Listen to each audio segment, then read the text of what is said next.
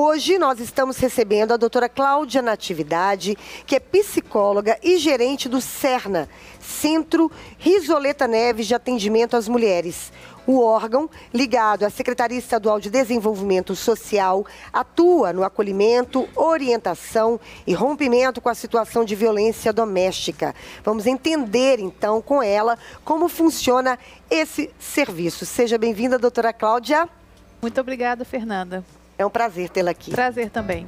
Doutora Cláudia, a gente tem falado durante esse mês todo, né, sobre a importância de se identificar e denunciar, né, o abuso, né, a violência contra as mulheres. E eu estava vendo uma pesquisa que já foi falado, né, mas não custa a gente reforçar, que nos últimos anos tem tido um aumento muito grande de casos, principalmente depois da pandemia, né, durante a pandemia, de casos contra as mulheres. Isso no Brasil inteiro, né? Esse é um fenômeno, na verdade, mundial, né? E é certo que a pandemia deixou as mulheres em condições maiores de vulnerabilidade. O próprio fato, né, de termos vivido durante um tempo toda a situação, né, de isolamento social e que, né, fez com que, né, as pessoas dentro das próprias famílias tivessem também, né, a necessidade de conviver mais, aumentou a violência. Outras situações, né, como vulnerabilidades sociais, vulnerabilidades econômicas, de trabalho. Então, todo esse contexto, né, faz com que os casos que nós recebemos hoje, né, no Cerna, eles tenham essas marcas, né, de cronificação e que é necessário, então, né, mais atendimento, mais formação de rede, mais a organização ou a reorganização daquela mulher, né, num sentido amplo. Tanto a sua vida emocional, quanto a sua vida social, quanto a vida do trabalho, a vida comunitária, né, tudo isso ficou muito fragilizado durante a pandemia. Para além, né, de viver a violência doméstica já ser também, né, uma situação de risco que já fragiliza todos esses campos. Doutora Cláudia, vamos contar um pouquinho, então, como é que funciona o Cerna, desde quando eu vi que tem assistência por todos, você está falando aí, por todos os lados, né? Tem psicológica, jurídica, enfim, como é que funciona? O Cerna, ele é um serviço da CEDESE e lá nós temos uma equipe multiprofissional de psicologia, serviço social e direito. Toda mulher, né, que acessa o nosso serviço, ela passa por um primeiro atendimento e nesse primeiro atendimento vai ser feita uma escuta do caso daquela mulher, vai ser aplicado também um formulário nacional de avaliação de risco, de novas ocorrências de violência, né? Eu acho que nesse ponto é importante dizer, né, que majoritariamente os casos que aparecem são casos de alto risco significa, né, alto risco de violências naquele momento, inclusive riscos de feminicídio, né? Então, a partir desse primeiro atendimento, a mulher ela já vai receber uma série de orientações, né? Se ela não fez a denúncia, ela vai ser orientada, né, sobre como fazer, para acessar, por exemplo, o sistema público, a defensoria pública, a promotoria, né, o próprio juizado, outros equipamentos, né, como equipamentos socioassistenciais, equipamentos de saúde. Então, nós já começamos a fazer toda uma rede de proteção ali com aquela mulher a partir do primeiro atendimento. Depois disso, vai ser designado uma técnica para fazer um segmento do caso dela, o acompanhamento. E essa técnica vai ter, no mínimo, um contato semanal com ela, com um dia e um horário marcado, e vai fazer esses atendimentos, né? Majoritariamente, as mulheres também são encaminhadas para técnicas de psicologia. Por quê? Porque o trabalho emocional, o trabalho de reorganização emocional é fundamental para que as mulheres possam romper com a situação de violência, né? Essa violência que se dá dentro de uma relação de intimidade, né? Que, portanto, necessita de uma revisão da mulher, né? Sobre as escolhas que ela fez, sobre os sonhos que ela tem, né? Sobre as condições de projeção de um amor romântico, né? Que foi feito ali no momento daquela vinculação. Outras questões também, né? Sobre a própria maternidade, né? Então, são tópicos que as técnicas de psicologia vão trabalhar com elas, né? Desconstruindo uma série de mitos, para que as mulheres possam mesmo, né?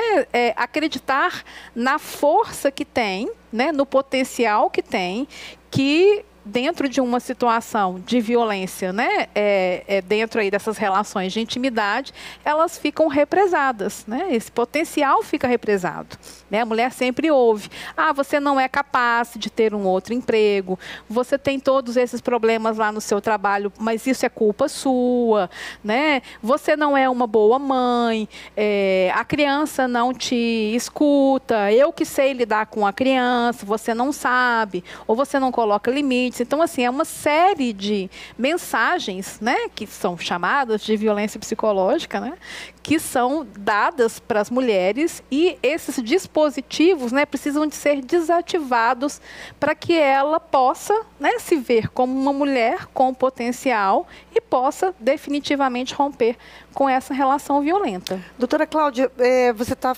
né, falando sobre esses relatos e essas frases, né, muito que colocam de fato a mulher, né, para baixo. E eu fico me perguntando, e quando a mulher é dependente, financeiramente inclusive, do homem, né? Como é que ela faz para cortar? Porque tem toda a história da maternidade, tem a história do amor romântico, tem a história de não se sentir capaz, mas também, para muitas mulheres, eu imagino que deva ser bem difícil você cortar essa linha, porque você depende financeiramente do parceiro, né? Como é que vocês têm uma assistência para isso também? De encaminhamento, enfim, de colocar num encaminhamento para trabalho, um suporte, né, Fernanda? Um suporte, né? Sim, sim. Eu vou explicar como que a gente faz, mas já vou também deixar uma observação aqui de que quando a gente pensa, né, as dificuldades que as mulheres têm para romper com as relações violentas, comumente a gente pensa que existe essa dependência econômica. Uhum. Mas quando a gente vai atender as mulheres, né, a gente percebe que muitas delas não têm isso. Né? É psicológico, né? Exatamente, né? Então, são todas conexões mesmo, né? Com um projeto de vida, um projeto, né, de uma família, muitas um projeto de um casamento. A ganhar mais que os parceiros, né? Exatamente, né? Mas quando nós atendemos, né, as mulheres que têm essa conexão, né, dessa dependência econômica, há várias saídas, né? Há uma parceria, inclusive, né, do governo do estado com empresas e a gente tem um cadastro, né, que se chama A Vez Delas. É um cadastro de currículos em que todas as mulheres que entram no nosso serviço podem cadastrar lá o currículo, e as empresas, né, na medida em que elas demandam as vagas, elas fazem a consulta desse cadastro, né, e vão recolocando as mulheres no mercado de trabalho, né? Isso serve para a mulher que não tem emprego, ou também aquelas que querem uma outra colocação no mercado de trabalho, né? Existe também, né, os programas governamentais, né, que são os programas socioassistenciais, né? Então, a gente sempre encaminha a mulher e faz o segmento dela, né, de como que ela vai acessar o Bolsa Família, por exemplo, se ela não tem, né? E outros programas também socioassistenciais que ela pode acessar até que ela consiga se reorganizar financeiramente, né? Não é fácil, né? É com o tempo. A gente sempre também constrói com elas outras bases de apoio. Por exemplo, bases de apoio familiar, bases de apoio comunitária. No entanto, isso também precisa de um tempo para construir, porque um dos efeitos da própria violência é que a mulher ela viva em um sistema de isolamento. Então, às vezes, o próprio agressor ou agressora, né, já coloca para ela assim, sua família não gosta de você, né? Você não dá certo com ninguém, você é isso, aquilo, vai isolando, né? E vai isolando. Vai minando a autoconfiança. Exato, vai minando a autoconfiança, né? Então, a característica de isolamento, ela é bastante presente nos casos. E por isso, né, esse trabalho com uma equipe multiprofissional, ele é tão importante, porque são vários focos, né, que a gente precisa de ter para fazer uma intervenção integral em um caso. Doutora Cláudia, eu estava vendo que é importante dizer que esse centro ele atende mulheres do estado inteiro, não é isso? Exato. Não é só Belo Horizonte, né? Exato. A pandemia, o lado bom, se a gente pudesse dizer, né, é que nós acabamos desenvolvendo uma metodologia de atendimento virtual das mulheres, por conta mesmo, né, das condições em que a gente se viu ali naquele momento, né, do fechamento total do lockdown. E com isso, nós fomos expandindo cada vez mais o atendimento de mulheres em cidades distantes da capital. De forma que hoje nós temos uma diretriz, né, de que essas mulheres de outras cidades fora Belo Horizonte, elas têm prioridade de atendimento. Porque, você imagina bem, nós temos 853 municípios no estado de Minas Gerais, né? E há municípios que não têm os equipamentos especializados, por razões óbvias, né? São municípios deles, a maioria, muito pequenos. Né? Isso, exatamente. Né? E com isso nós conseguimos, né, as mulheres de municípios que muitas vezes, né, tem só lá um posto de saúde, um CRAS, né, que são os equipamentos mínimos da saúde e da assistência, né, elas podem acessar, receber o nosso atendimento e, logicamente, nós também vamos trabalhar com as redes territoriais para promover ali, né, todo o trabalho de proteção delas de uma forma integrada. Outra coisa também que eu queria que você esclarecesse, que é importante frisar, que não é só violência física, não é? Vocês atendem também para não chegar, inclusive, às vias de fato, né? Começou com abuso psicológico, procura o centro. Essa pergunta é fundamental, Fernanda, porque, culturalmente falando, nós nos assustamos quando uma mulher se aproxima da gente com o olho roxo, ou quando a mulher se aproxima da gente com marcas no corpo.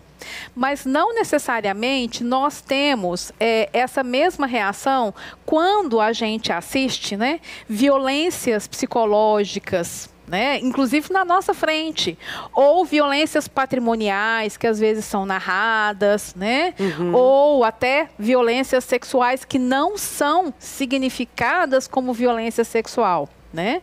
Então, é muito importante mesmo que as mulheres, elas tenham, né, elas se conscientizem dos vários tipos de violência que estão, inclusive, ali tipificados na Lei Maria da Penha, né? Quem quiser, só joga aí, gente, na internet, Lei Maria da Penha, lê os tipos de violência, né? E vocês vão perceber que é muito bem explicado, né? E a violência psicológica, então, né, ela é cheia de meandros, né? O que importa, gente, é que a mulher, ela não perca a sua, eu vou dizer, a sua intuição, ou o seu mal-estar, né, ou o seu incômodo.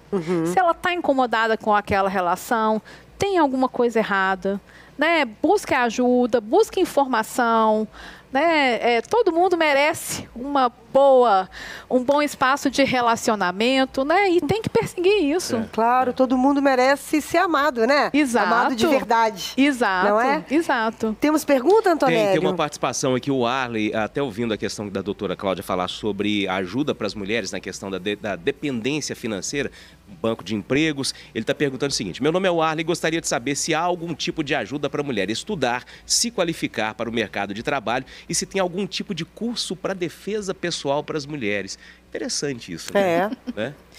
Curso para defesa pessoal, eu não sei, né? Mas assim, tem toda uma rede também, né? Assim, do SESC, do SENAC, que oferece cursos, né? Que as mulheres podem buscar, né?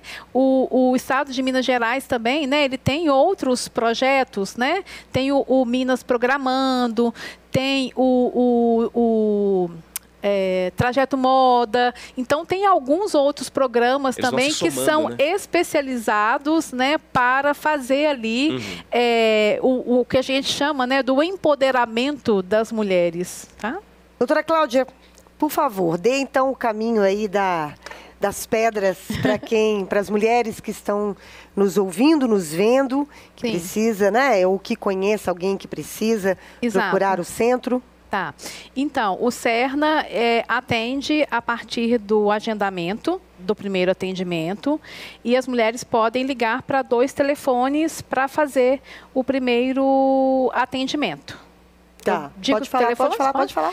3270, 3235 e 3270, 3296. Estamos na tarde aí, por favor, repita. 3270, 3235, 3270, 3296. Certinho lá. Tá muito bom. Doutora Cláudia, muito obrigada por seus esclarecimentos e eu espero que, de verdade, os casos diminuam cada vez mais. É a nossa esperança, não pode, né? A gente não pode deixar de ter esperança nunca. E parabéns pelo trabalho de vocês. Obrigada. Trabalhamos para isso. Parabéns, doutora. Obrigada. Obrigada.